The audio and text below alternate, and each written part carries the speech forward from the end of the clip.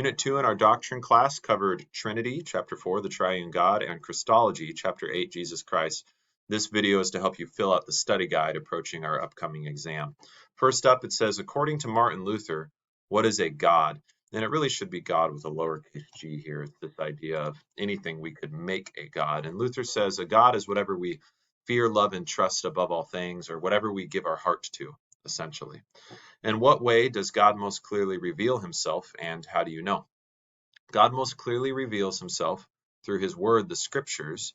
We know this because Jesus quoted from all of the Old Testament. The New Testament quotes the Old Testament, so we can trust that the Old Testament scriptures are the word of God, quoted by Jesus. And then for the New Testament, we know this because Jesus told his apostles that he'd give them the helper who would teach them to remember all things.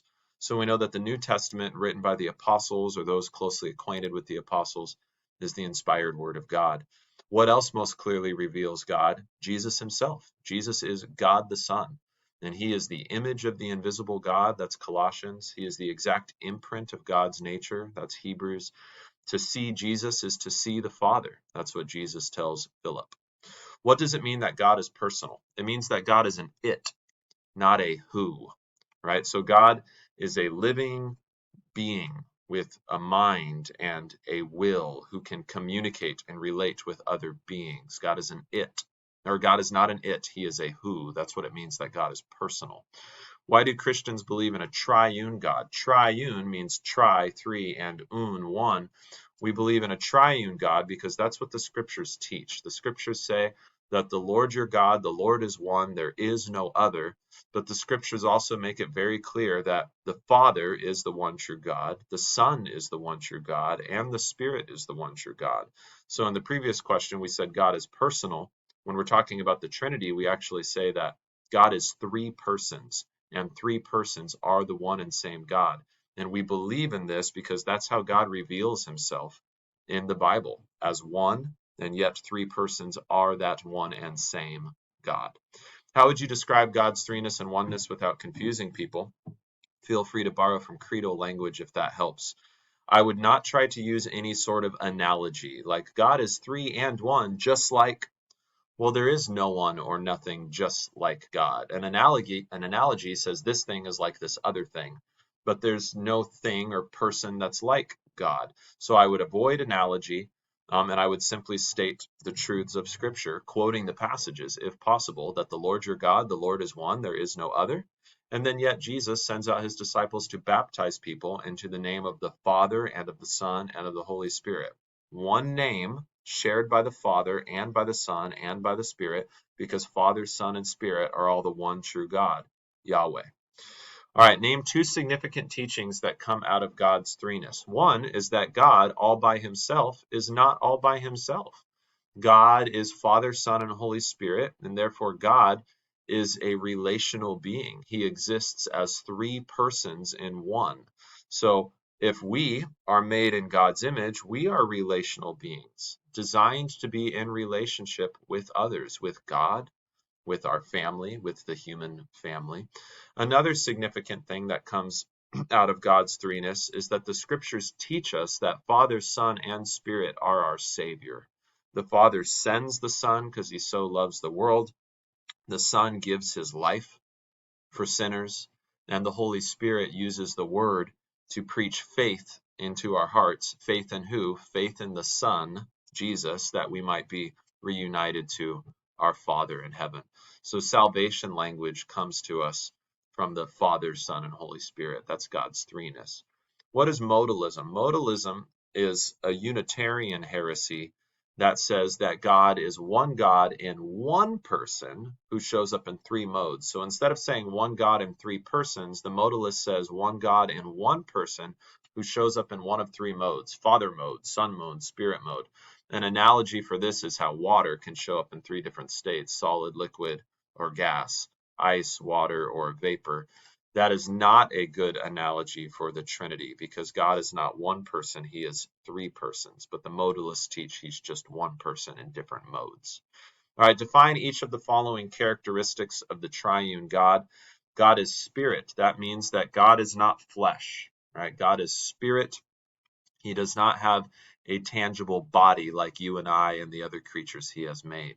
What does it mean that God is eternal? It means that he has no beginning or end. He simply is. And that's in the name he reveals to Moses. Yahweh means I am, or I am who I am, right? So we say he is. He's eternal, no beginning or end. He's omnipresent. That means God fills all things. It means he is everywhere present. He is everywhere here. There's nowhere you can go to escape from God, get away from God. Wherever you are, he is there. He has the whole world in his hands. God is omniscient. It means he is all-knowing. God has all knowledge and all wisdom. There is nothing God does not understand or know. There is nothing about which God doesn't have perfect wisdom. God is omnipotent. That means he's all-powerful. God can do anything he pleases. And that phrase, he pleases, is an important qualifier. There are, of course, things God cannot do, like lie or sin or break a promise or stop being God, right? But this does not limit him. This is actually his power, right? So that God can't break a promise, restate that. God can keep all his promises, can you? That God can't lie, restate that. God can tell the truth all the time, can you? So these things don't limit God. God is only restricted really by his own good and righteous nature. So God can do anything he pleases, and what pleases him is always good. Define each of the following attributes of God's moral character. God is holy. This means he is set apart. He is transcendent. He's above and beyond his creation as the creator of all of it. There is no one or nothing like him. He is perfect in every way. God is just and righteous. Put those together because in the biblical language, the Greek word is dikaiosune. It means righteousness or justice. It's the same thing. So God's justice is that he always does what is fair, right? God does not treat people with special privilege. God treats everyone with equal value, dignity, and worth, giving each exactly what they deserve. God is just. God is also righteous. And this aspect of the same concept is that whatever ought to be done, ought to be said, Jesus does that or says that. God does that or says that. God does what ought to happen. He is merciful. Merciful means he is sparing. God desires to spare us of the consequences of our sin. He is gracious. Gracious means that he is a gift-giving God. God gives us all good things as gift, especially forgiveness, life, and salvation. And God abundantly pours out gifts on his children whom he loves. Every day is a gift. The scriptures teach us this is the day the Lord has made. Let us rejoice and be glad in it. God is good. That is such a basic word that it's almost harder to define. I think of it as God is for you. There is nothing God does that is for your evil. God has no malintent. God has no desire to curse. God has desire to bless. He is good. He is always for you. God is patient. Patient means that God gives us the gift of time.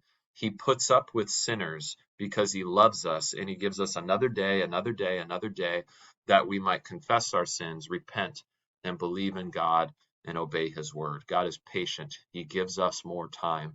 And then finally, God is love. So God's loving nature is his compassion, his care, his fatherly concern, and provision for his children. So that's our review, our study guide for chapter 4, Triune God.